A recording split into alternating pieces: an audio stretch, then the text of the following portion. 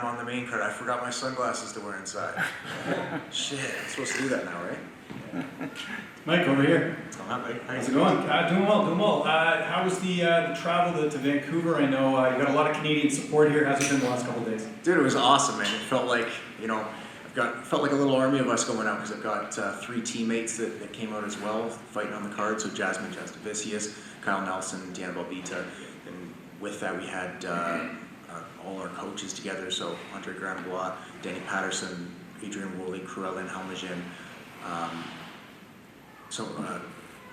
D. Marks, Matt Jelly, like a bunch of us all kind of came out together. So it didn't feel like, it's not you and 2 coaches flying to some country for a week and being kind of by yourselves. It's like, it felt like, we're getting the band back together. We're all going out at the same time, man. So it was pretty sweet all coming together. As far as the travel, dude, it was easy. I fell asleep in Toronto and woke up in Vancouver, so it was perfect, man. You got it made. What about Team Alpha Male? I know you coached there for a number of years. You're getting a lot of messages and support from those guys because you were a staple there for a number of years. And anytime an interview a fighter, they'd be like, "Yeah, Coach Mike is helping us out." Yeah, man. I might not be living down there anymore, but those would be my teammates for life. Like, I absolutely love those guys. I was talking to Feely earlier today. Coach Joey messaged me 2 days ago. Like, a lot of these guys, Danny Castillo's normally in my corner. They unfortunately it didn't work out this time. He was devastated. He's like, "Dude, I have every week booked up, and you hadn't gotten a fight, and we booked a family vacation. That was the only weekend we had off for the summer, and so I'm not gonna be able to make it for this one. So unfortunate not to have him because I love the guys.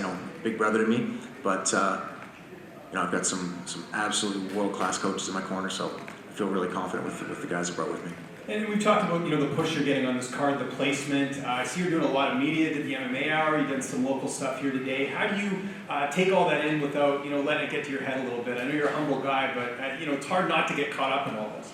No, I honestly, I enjoy this. Like this is just like nothing but compliments for the work that I've put into the sport. Like, that's kind of how I view this, right? You can view it as obligations, but like, this is just people telling you like, "Hey, you're doing a good job," and that's, definitely feels good after putting in 20 years worth of work. And as far as like the increased obligations and stuff, like every fight that I've had with the company so far has been outside of my comfort zone and pushed me even more. Where like Mickey Gall Contender Series.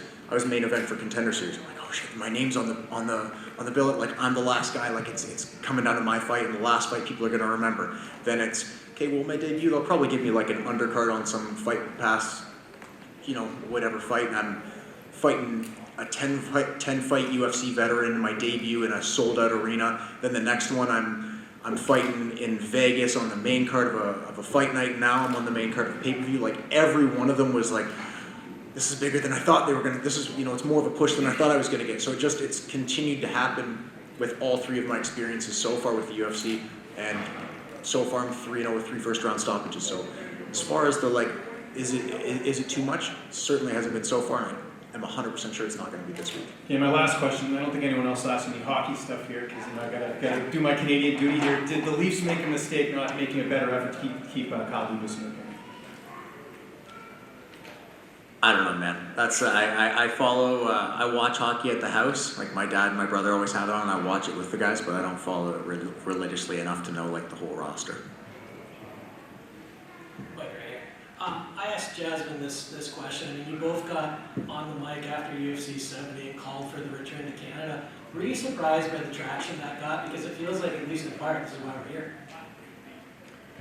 I'm just happy that we're back. Like, I had heard that night that they were planning on coming back already. I made Jazz and I got on the mic, and it was funny. I was looking forward to it. It was a short little break before the next camp. I'm like, "Come back to Canada soon." We put down the mic, and a friend of mine with the UFC was like, "Hey, just so you know, they're coming back in June to Vancouver." So it was like right back into camp. I'm like, okay, I already had a date in mind. I'm like, well, right back into training camp, no break again. Let's get right to it, put the work in. And even though I was trying to take a little bit of a vacation, your mind's focused on a date, right? You can't really ever get it out of your head. So I'm just excited that we're back in Canada, man. It's been years. This has been a dream of mine my entire fight career. Since before I got into fighting professionally, I've always wanted to fight in the UFC at home in Canada in front of just wild Canadian fans. Everybody knows how the Canadian fans get at UFC fights. Like, we we're loud, man. We're passionate. We really get behind our fighters. So I'm really excited to put on the show for these guys. Well, the timing was impeccable. It seemed like it took a little bit for your fight in particular to be announced. Were you in conversation with the UFC? Was there any fear that maybe they didn't have something for you? Oh yeah, there's always fear, right? So I didn't have a fight booked, and they didn't. I was one of the later guys they put on the card, and I just started seeing the card fill up. Like they had a lot of fights before my fight finally got announced, and yeah, I was worried that I wasn't gonna get on, and my manager gave me a little bit of the, he was trying to let me down easy. He's like, hey man, yeah, it looks like it's a little bit full, and they're waiting for someone to look for a fight at welterweight who isn't already booked and who isn't injured. Just I guess logistically there weren't guys. And he's like, there's a chance you're not on this one. I don't want you to get your hopes up too high. I'm like, buddy, I'm getting my hopes until it's June 9th and everyone's weighed in and I don't have an opponent. I'm fighting on June 10th. So I'll get my hopes as high as I want. And I'm going to be let down either way, so I might as well get my hopes up and start focusing on it before. I don't understand when people are like that. Oh, I'm not going to get all excited. I'm like, dude, I'm going to get excited as hell. If it doesn't work out, then I'll be upset either way. So I'd rather get the fun out of it on the first half. And it worked out, man. We got that fight, and again, it took a little while, but I got a full camp to prepare for this guy. Like I said, I got straight out of the cage from the last fight, right back into camp and right back into training and preparation for Saturday night. So, yeah, man, I'm really excited for this. And last one for me, when you talk about this fight, Adam is a finisher, you are a finisher. I think you both have 8 or 9 straight finishes. I mean, it feels like it's too obvious to say, but do you see this going the distance? Absolutely not. I know I'm winning this fight by stoppage. I'm getting my 10th stoppage win on Saturday night, 100%. Be 3-0 in the UFC with 3 stoppages, 4-0 with 4 stoppages if you count Contender Series, and in my career, 10 wins and 10 stoppages. That is what's going to happen on Saturday night. Yeah. I just like your response to Adam was in here earlier, and he said that you're a master of the compliment sandwich, where you'll compliment him, and then you'll kind of throw a shady insult at him, and then you'll end your thought with a compliment too, as in like, he's really tough, I'm better at everything, but he's also really tough. So what was your response to Adam? He says it kind of gnaws at him sometimes. I don't hear any lies so far. That's exactly what I do, and that's exactly how I feel. Sure. And in the past, we've heard fighters like Israel Adesanya. He attended UFC 193 as a fan. Tom Aspinall attended a fight on there, Alaska in a fight too. I believe did you attend 129? Yeah, so what 129. was your experience there as a fan? Yeah, so I had made my pro debut like 2 weeks before 129. So my dad got us tickets. We went and watched it together, and it was just such a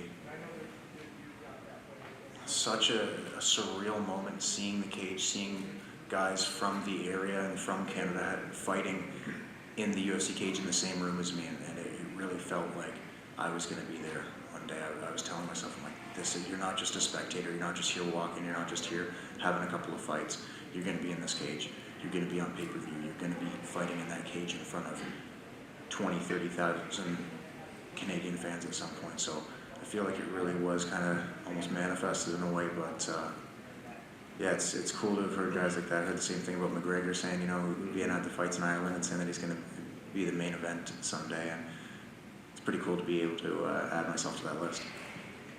What do you think it's going to be like when you walk through into the cage and you got Rogers Arena packed with Canadian fans that you say are really passionate, then screaming? Like, how do you envision that feeling, and what do you think about it?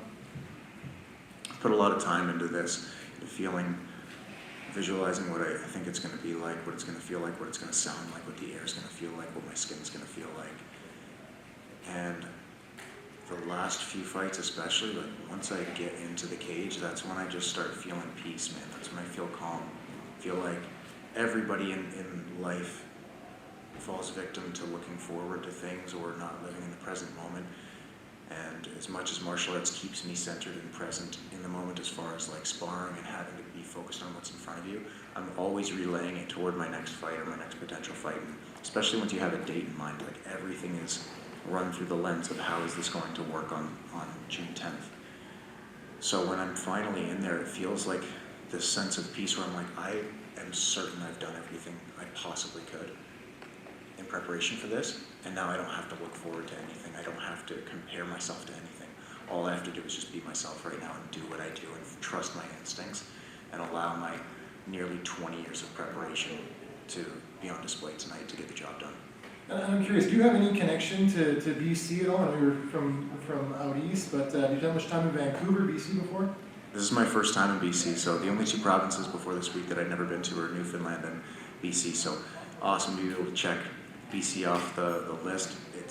I've never heard anything bad about BC. I've just heard amazing things about Vancouver, and I can see why we got off the plane, and just that first deep inhale, I could feel the air, I could feel the water, I could feel just how much nature is in this city. Like, I'm in love with the city so far. I was getting on the phone with my fiance, and I was like, dude, we need to win a couple of fights, and we're getting a summer home out here, we're getting a condo out here, an apartment out here, something, because I need to be able to come back, because this city's absolutely beautiful. Awesome, thanks, man. Hey Mike, over here, brother. What do you have against second rounds? All your fights seem to end in the first round. What do you got against second round? Look, man, I'm not getting paid by the hour to be here. Like, I get paid for the job. If it takes me 15 seconds versus 15 minutes, I'm a man of efficiency, bud. I appreciate that, bro. And I've heard that some boys are making the trip over from back east. Some of the boys are making the trip up from California. Some big social media influencers, the Malott boys, are going to be supporting you. So what does that mean to have them backing you? Dude, it's amazing to have those guys back me. Like, they're absolutely killing it right now. Like, you can't turn on social media without seeing the Malott boys, and to hear from them that they're interested in working with me again.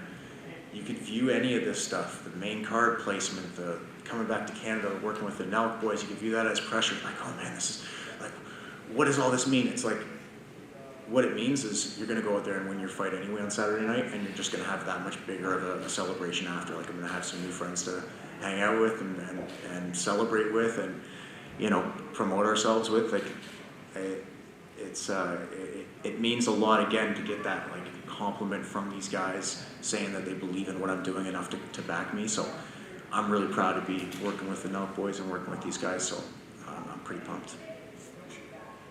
And one thing I should have said with the 15 seconds or 15 minutes efficient, should have hit them with the Letterkenny quote, man. If there's one thing you should be, it's efficient. There we go. I got to throw it out there, man. Mike, right here. Yep. How proud of you how proud are you to be a representative of Canadian mixed martial arts, and what do you think of the current state of Canadian mixed martial arts? I'm so proud to be able to represent my country. I love Canada. I love that I get to go out on the international stage and wear my flag. My debut, we were still allowed to carry flags, and I had that blood-soaked thing in the cage with me, and I loved it, man. It's hanging in my room. I look at it every single day. I love that I get to represent Canada on the world stage. I've been dying for more Canadian talent to come out. I want Canadians to hold belts. I want Canadian MMA to really make a rise, and if I can play a part in that, especially on Saturday night, I'm more than happy to lead the charge to help inspire the next generation. As far as like the current state of Canadian mixed martial arts, I think you give it like 1, 2, 3 years, we're going to see a lot of new young talent from Canada coming into the show, because there are some absolute killers that nobody knows yet that are just a few wins away from the UFC and are going to make some big waves.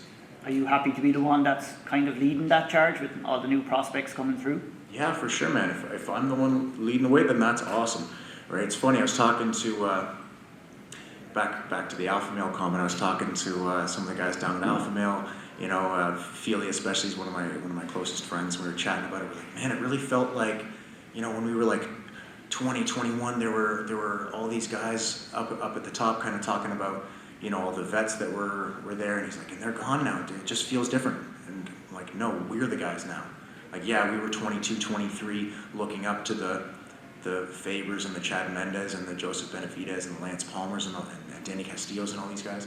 But it's like, and we should be looking up to those guys. Those are our big brothers. But we're the guys running the show now. We're the guys who are leading the charge.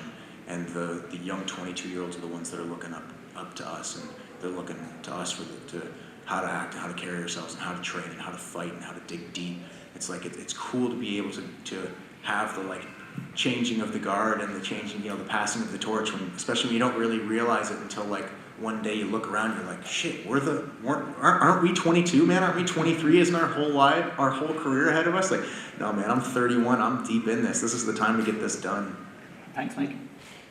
Mike over here.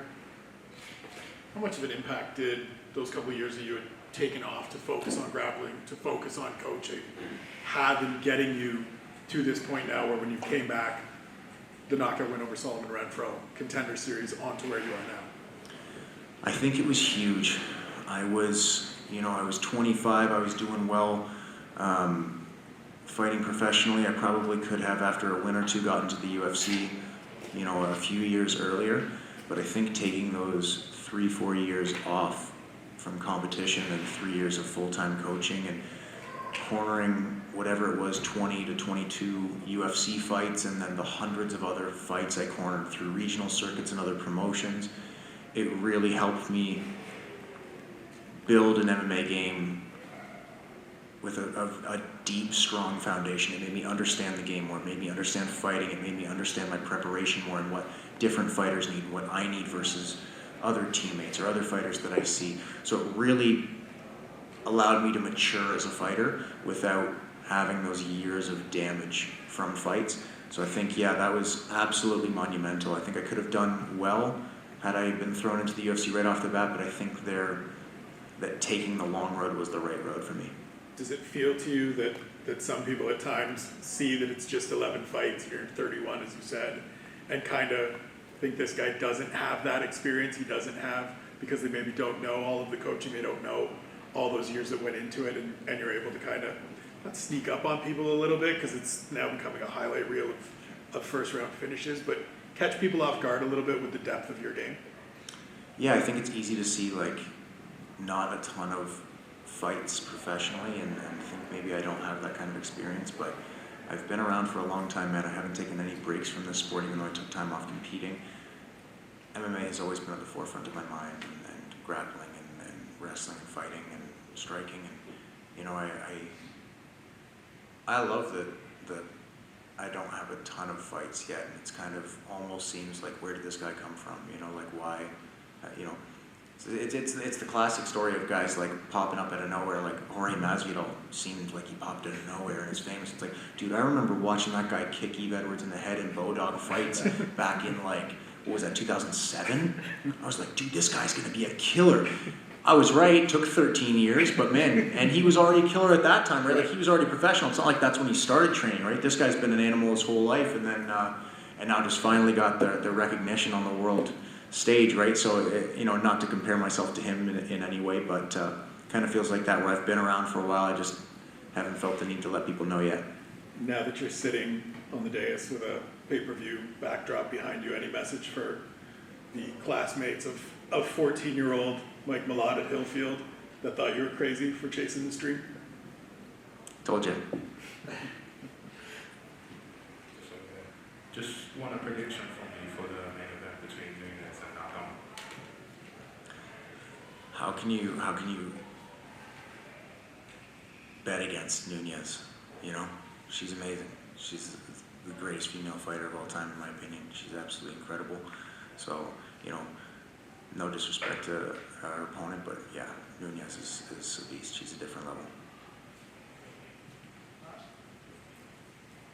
All good, guys? Good.